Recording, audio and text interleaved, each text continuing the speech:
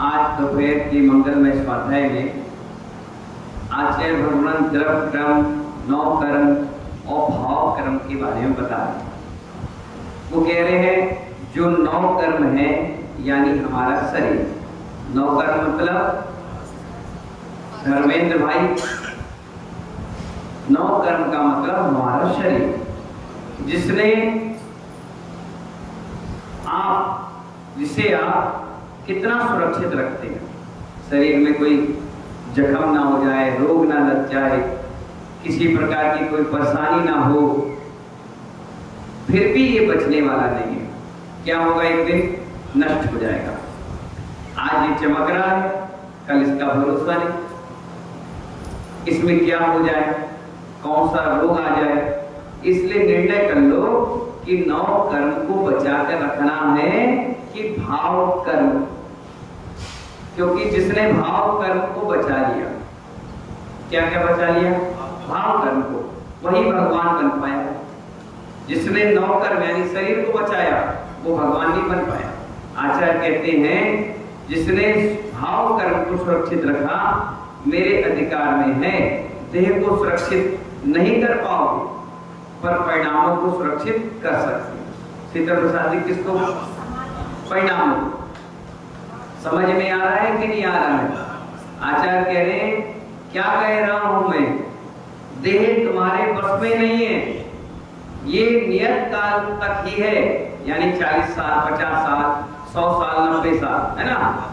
पर भाव तेरे बस में, भाव किसके हैं, तेरे बस में है। जितने निर्माण को प्राप्त हुए हैं, होंगे या हो रहे हैं, वो द्रव कर्म से और नौ कर्म को संभालने से नहीं हुए, वो तो भाव कर्म को संभालने से हुए हैं। भाव कर्म तेरे बस में है, अपने भाव को जो संभाल लेगा वही एक दिन भगवान बनेगा।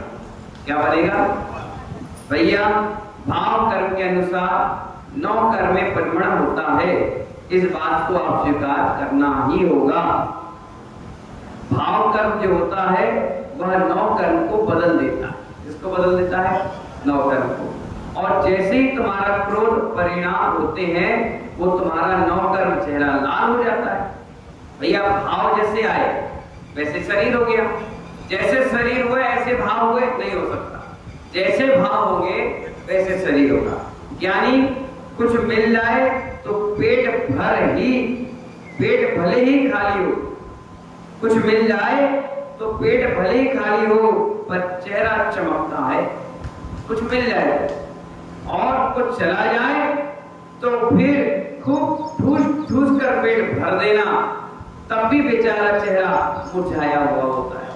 कुछ मिल जाए और खाली पेट हो, दुकानदार होता है ना कि सुबह से शाम तक सीजन में साड़ी के, कॉट पीस के लेडीज आइटम के कार्यक्रम बेचते हैं, तो उनको सुबह से शाम हो जाती है, भोजन नहीं मिलता।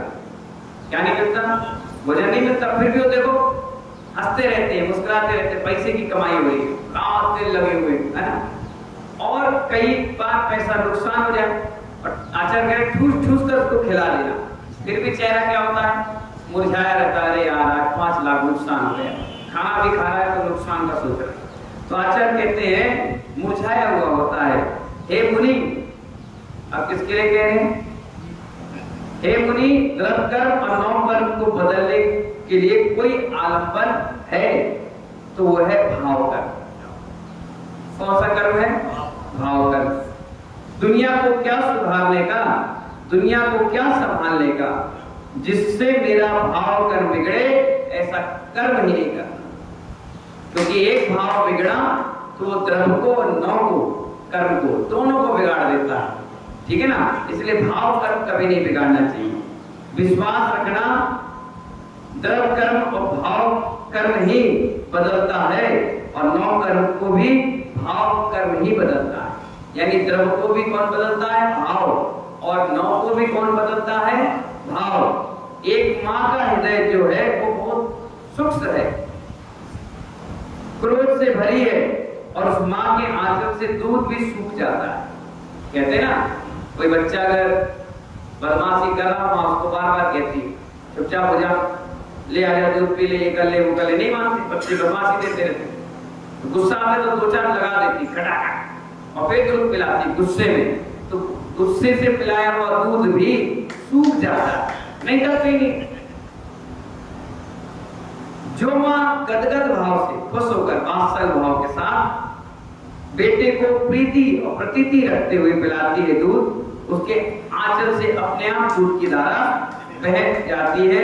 इसमें शंका करने का कोई विषय है। गाय भी जब खुश हो जाती है तो अपने आप दूध झराने लगती है, मां खुश हो जाती है तो अपने आप आंचल से दूध झरने लगता है। इसका कई शास्त्रों में उदाहरण भी अपने यहाँ आया। इसीलिए हम सभी को भाव कर्म को सुधारने पर जोर देना चाहिए।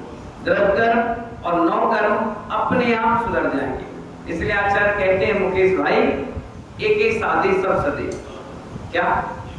एक एक साधे सब सदे। एक को साध लो तो सब सज जाएंगे, भाव को साध लो तो नौ कर्म और दृढ़ कर्म अपने आप सुधर जाएंगे और इन्हीं भावनाओं के साथ आप भगवान आत्मा बन जाएंगे और एक दिन निर्वाण की प्राप्ति करेंगे इन्हीं मंगल भावनाओं के साथ। जय बोले आदिनाथ भगवान की।